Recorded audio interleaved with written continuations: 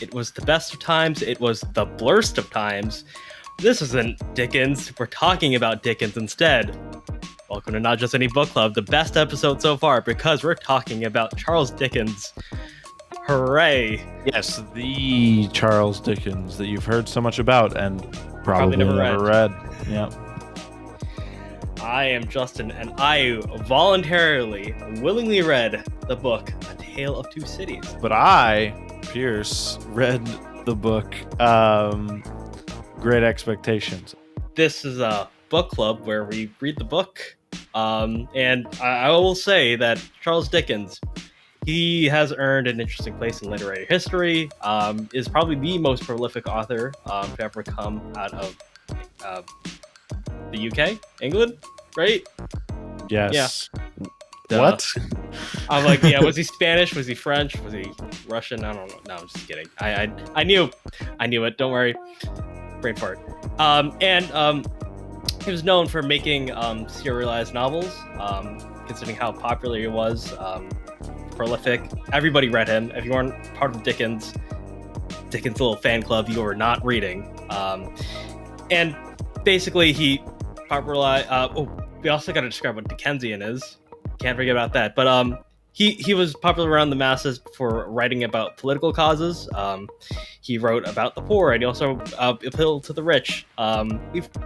You probably know a little bit about Dickens. You definitely know Christmas Carol because you definitely watched or listened to that episode that we did about the several adaptations of it.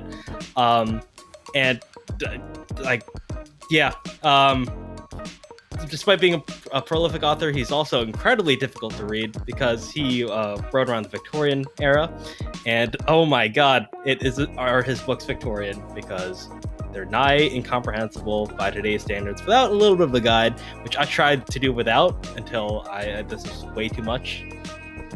So, do you have anything to say about Charles Dickens' life, Dickensian stuff? Not really. I mean, I found out after we started doing the month, the Dickensian actually, it's not like Kafkaesque or Orwellian in the same. It's not like the same kind of thing. It's more just like a novel having to do with the topics that Dickens himself talked about. Not necessarily like a feeling or a way to describe something. So we kind of got duped by choosing it for. We're trying to read every author. I've been looking into it. That's not actually the rule. Is not Orwellian or Kafkaesque. The rule is actually Dickensian, and Kafkaesque and Orwellian break from that rule, even though they're probably more popular sayings than most authors' names. Yeah, and really Dickensian describes just like writing about the poor or like writing about poverty. So writing about the way of life of poor people and industry. Yes. And he did take a liking to writing about like the struggles of the lower class because his father worked in a factory and he was indebted. His father was indebted indebted and then placed in a debtor's prison, and basically that really struck him, and he just decided to write so much about just the struggles of his own life, and it shot him right up to popularity. And rumor has it that he was paid by the word, so that's why he's incredibly verbose. Because, he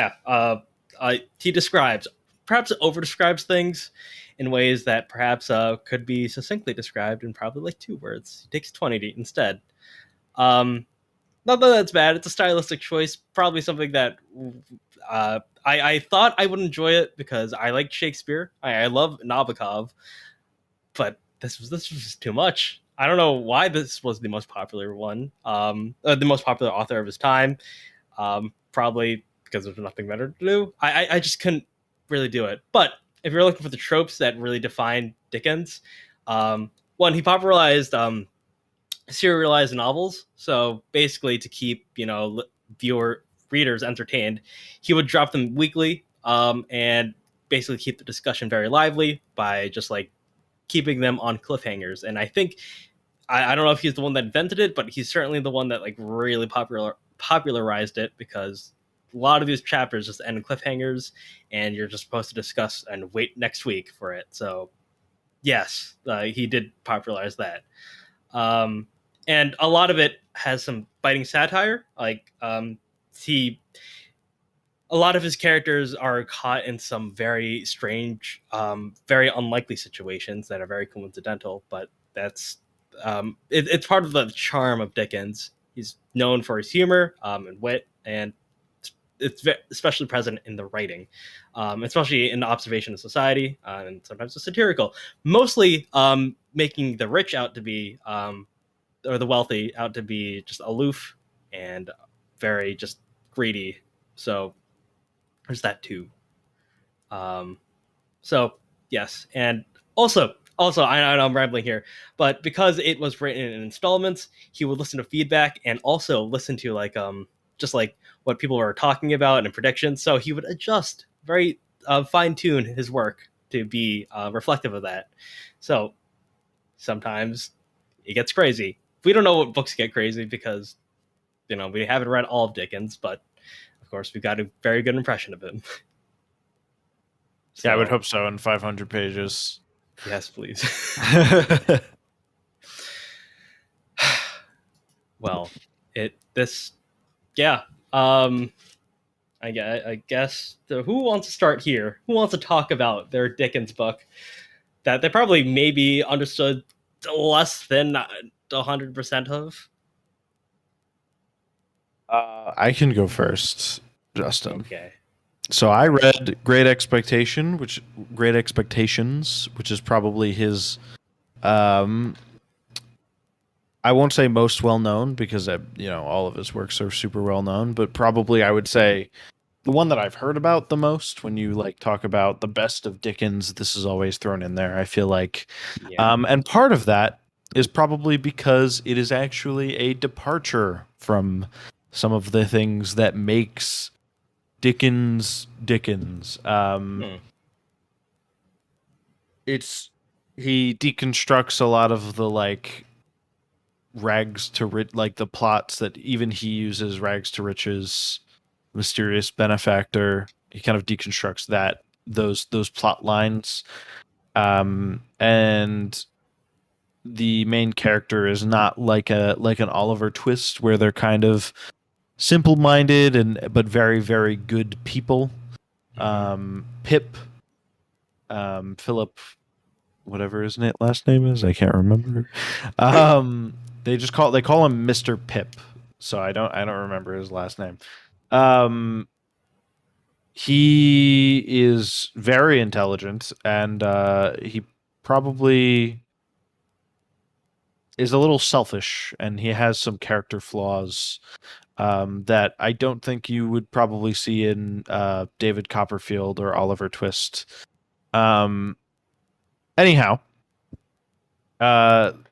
you basically follow Pip's early life, his ascension from child, who's going to be an apprentice to his sister's husband because his parents are both dead.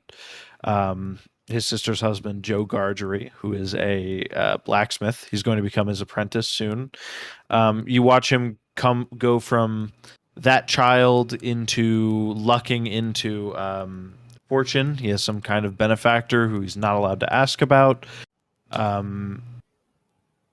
Into basically finding out who his benefactor is and the consequences of that. I won't go into that because that's the whole third act. It like starts with him finding out who his benefactor is. And yeah, I mean I would say it is a good novel. However, for me, it took about 300 pages to get going. For me to not to get going, but for me to get into it, I should say. What edition did you read? Or I read the Penguin Classics edition. I tend to like Penguin Classics generally, even translated. So I went with that. I know this isn't translated, but just like even the translated stuff, I like Penguin for. Um, but uh, yeah, it was. I thought it was pretty good. It was somewhere around page 300 where I was like, "Huh, it's really." Now up to that point, I will say there were definitely characters who I really liked. There were definitely moments and chapters that I really liked before I got to the point where I was really into the whole like plot in general. Like for instance, Joe Gargery, his I mean, it's kind of his stepfather. Pretty early in the novel, there's some kind of a thing happens where his sister is basically like bedridden and she's not really able to take care of herself anymore. And his sister's kind of abusive, so it's like kind of this bittersweet thing. It's like good and bad. Like his sister is like very mean to him and like hits him. Um, and but it's his sister at the same time, so it's very much like a So I do have something Mhm. to say to that. In this book, a woman gets beaten by her husband, and it's kind of played for laughs. So I don't know how much of it it's supposed to be played like supposed to be quote unquote all right by our standards. Um, and there's also some discussions that he may have been a little bit prejudiced. I don't know how we're gonna get into that because I think every author we've read, or many authors we've read, had their problems with Yeah. people about their. Well, that's weird because to me it's abuse is taken very seriously in this book. Hmm. The sister is probably it's made out that she's like pretty bad actually. And then there's also a moment where Joe talks about how his dad abused him and his mom, and there was a point where they had gotten away from him, and then he got the whole town to like shame them into coming back, where he just continued beating them. Um, and that's it's not played for laughs really at all. Um, Interesting. yeah. At least that wasn't my understanding of it. But yeah. Um, what Do you know else what else to what's say? Dickensian about it? What's Dickensian? Well, it's about the material wealth of a poor person changing rapidly because he has these expectations put upon him Hmm, to become a gentleman in order to interesting. get an inheritance from a mysterious benefactor. Um, but let's see. What can I really say about this without because Well, I'm not going to be talking about the part that I was really enjoying. I'm mostly going to be talking about like the setup. But there is stuff that I haven't gotten to in the setup that I think is important to the whole story. what do you think of the Um, prose as well? Like that's the okay. main thing because like All right. I mean, yeah, it was good. I like it's Dickens. That was kind of the thing that like kept me reading for a while was like some of the characters and the prose actually I thought was actually pretty good, and it didn't oh, really, feel no, it did not feel at all like he was being paid by the word to me. I will also say that I have looked that up since you first said that to me, and it's not true. not true. Um, Oh, the what? no, Okay, it's not true. Um, in fact, I saw somebody say, "I just imagine like he hands his like his chapters in for that, you know, that volume, and he just stands there with his hands behind his back while his editor like counts the word to see how much he's going to be paid that month, that one by one." now that you're actually poking holes into the logic, I can't believe I believe that lie. Um, yeah, I from what I've seen, it's not true. But to me, it didn't seem like that at all in Great Expectations. It actually, he's not succinct. He's definitely not succinct. The But opposite. Anyway. there have been and there will be authors who are less succinct than Charles Dickens. Um, even if like we're double wrong and he actually was getting paid by the word, he clearly I don't think he really that got in the way of his prose very much. Hmm. Um, even if that were true, which I don't think it is. But anyways, um, yeah, basically the first volume of three. Uh, I'll just talk about that. The setup is basically like in the first volume, you get introduced to a million characters. Um, the main important characters are obviously his family. There's his sister. I don't know how early you meet Biddy, who is kind of like his childhood friend. She's a girl, and she like helps Joe around the house towards the end of volume one. I don't remember how early that starts. And then Joe Gargery.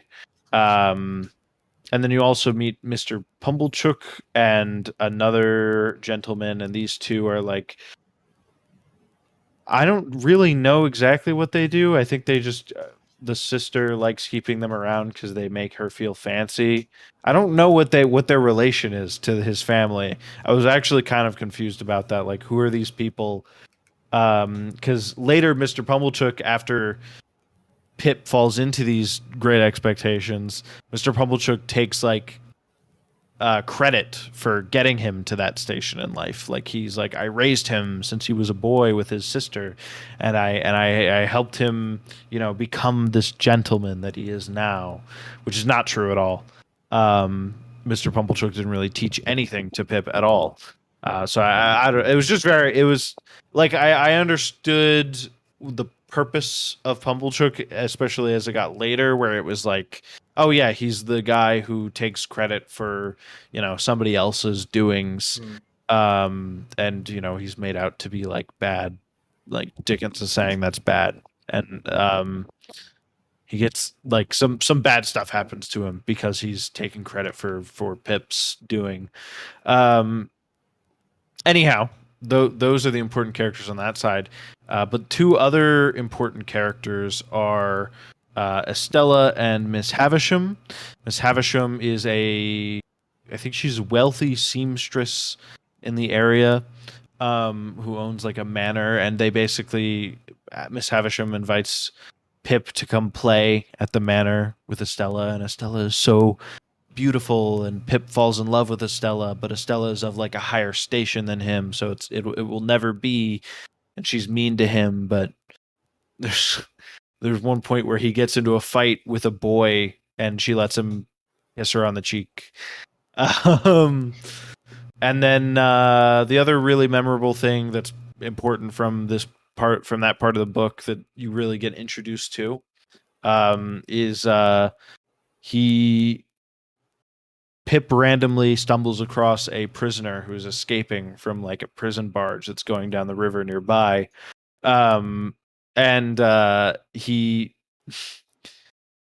basically tells him like, go get me food, go get me alcohol, go get me a file. And Pip goes and does that. Um, and so there's this whole like experience with this prisoner, and Pip is like very scared and frightened. Um, and then he later sees them with Joe and his sister around, and he's like afraid that the prisoner is gonna like give him up. It's really interesting.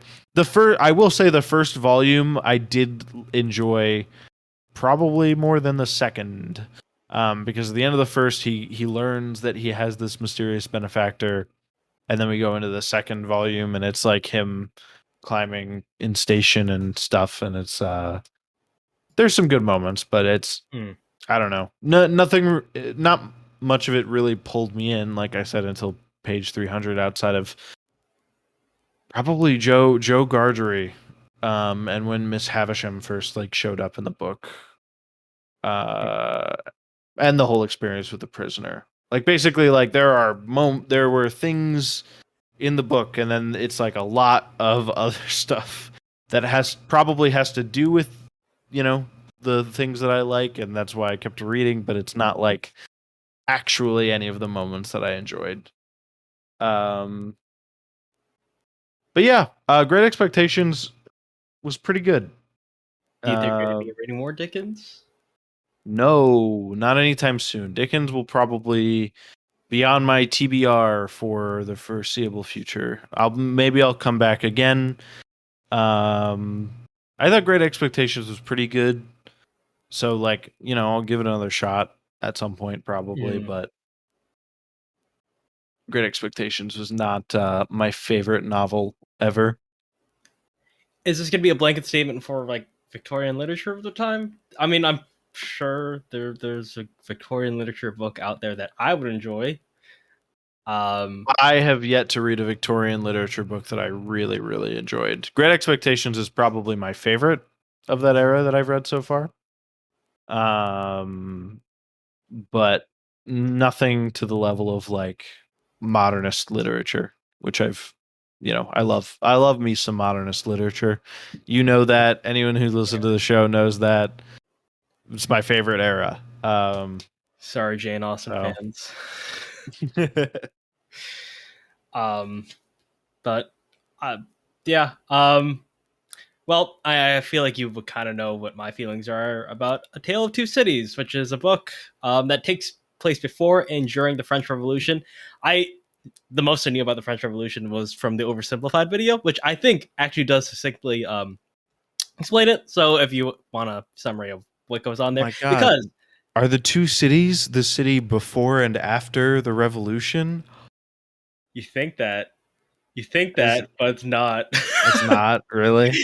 Yeah, good. That would be a very good title if that was the case. But now they got some docking points for this book because it takes place in London and Paris. There are really two cities. Okay, I see. Yeah.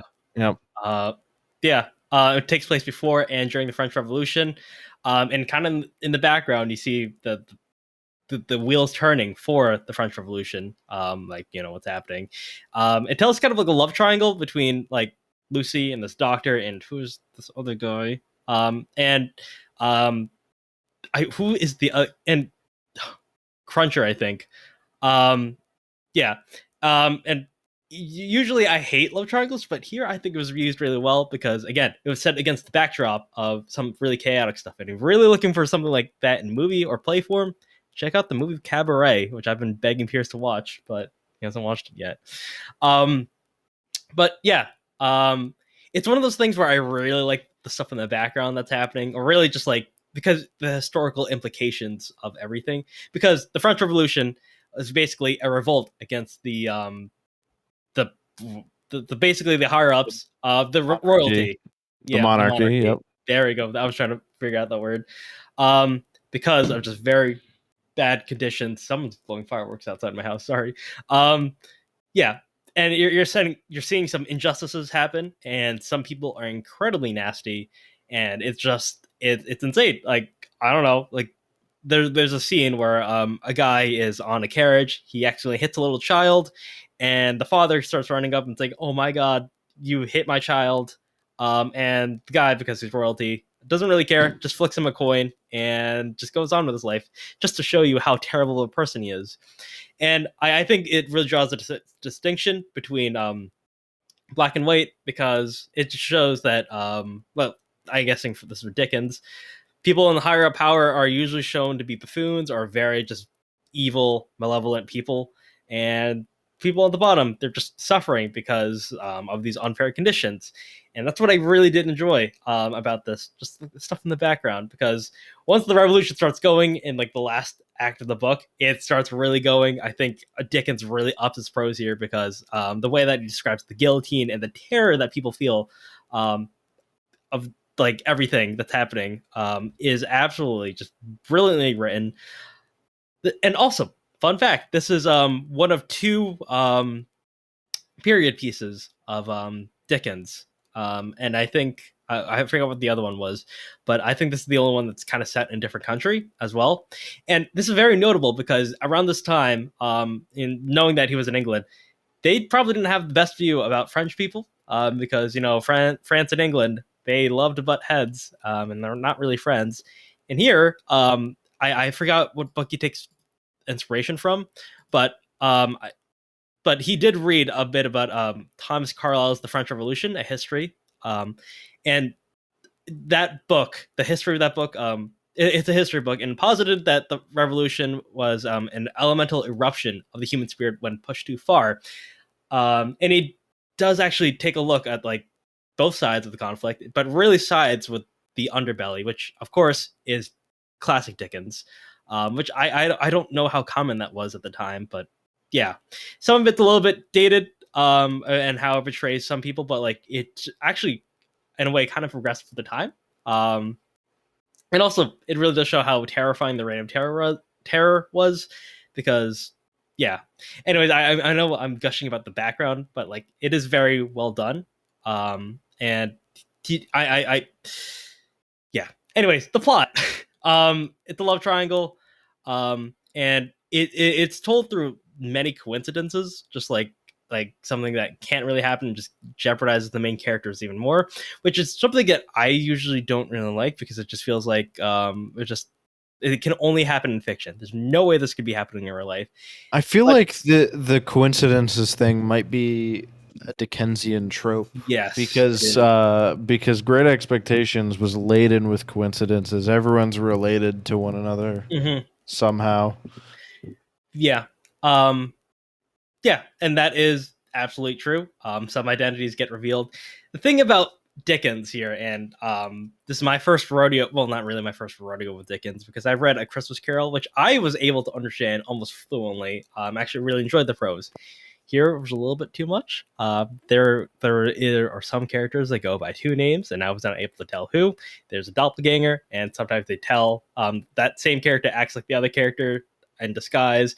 I get really confused, and the dialogue, oh boy, oh nilly. Sometimes it was very tough to get through it. And look, I know that it's weird.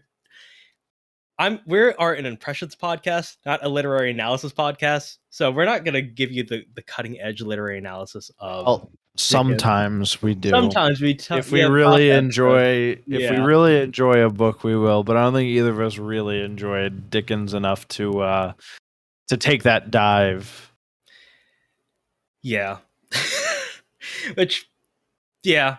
And if we read the same book, we'd probably go a little bit more in depth, but we didn't there as well. But it's just like, there are a lot of the times, and I had the same problem with Fierce, for the first two acts of this book. I was either kind of confused or very unenthused to be sitting with these characters. I mean, I like some paragraphs, not necessarily entire chapters. Sometimes it was very much a struggle to be reading some parts, not because of its content, just because, man, sometimes I get a little bit bored. I'm just waiting for stuff to happen. I'm waiting for the cool characters to come in, even if I can recognize those characters. But the last act of this book is probably, it's actually brilliantly well written. I was engaged. I could actually feel my emotions riling up. If there's anything you take away from this podcast, it's that Dickens may not always stick the beginning, even though this has one of the best, or one of the most famous openings of all time. It was the best of times, it was the worst of times, etc., etc. That's all one sentence, by the way. He knows how to write an ending, and the ending kind of sticks with you. Which, before, if you asked me a couple weeks ago, where I didn't really finish the book, I would probably be very ambivalent towards not willing to read more Dickens. Now, since that last ending, plus it also has one of the most famous final lines in all of literature, now I'm more open to reading more Dickens. Probably it's better to spoil everything up front, because I did kind of spoil the last part of the book, because I had no idea what was, not necessarily no idea what was going on, but like I needed some help. And really, spoiling it in the process made me understand it better, which I think may be a takeaway from reading more complex literature, at least in my case, is to read a summary and then read the book, and you'll find yourself enjoying the execution of it more, rather than being caught up by the surprise. Or really, sometimes it could just be a guide to really understanding this. So, well, that's with any complex text. I've been trying to get into philosophy as a side away from this podcast, although maybe we'll do a philosophy month one day. But the thing that some people say is like, read a summary, watch what other people are saying about it, maybe like look at a lecture, and then come back and then read it closely again. Yeah. So that's with any complex text. What I will say about Dickens, though, is that the character work feels good. And I don't know if this is just maybe his characters are different outside of Great Expectations, because apparently Great Expectations, as far as like the main character Pip, as well as probably some other characters, is an outlier. But the character work in Great Expectations at least was good, and it kept me interested. Yeah. The characters that I liked, I was waiting to see what would happen to them. I was trying to get through parts that I didn't care as much for to get to the characters who I really enjoyed. Which, by the way, I really wish there was more Joe Gargery in this book. I really like Joe Gargery. I get the point is that Dickens is making a point about, like, you know, being okay with where you come from, and it's bad that he doesn't talk to Joe as much as you know he should. But like, I just wish there was more Joe in here. Joe is he was a cool guy. That's my takeaway. Read Great Expectations and read all of Dickens for the Joe Gargery in everyone. I have no idea if there are any other characters like that, because this is the only one I've read, but I'll be on the lookout if I ever read more Dickens for the next Joe Gargery. Yeah.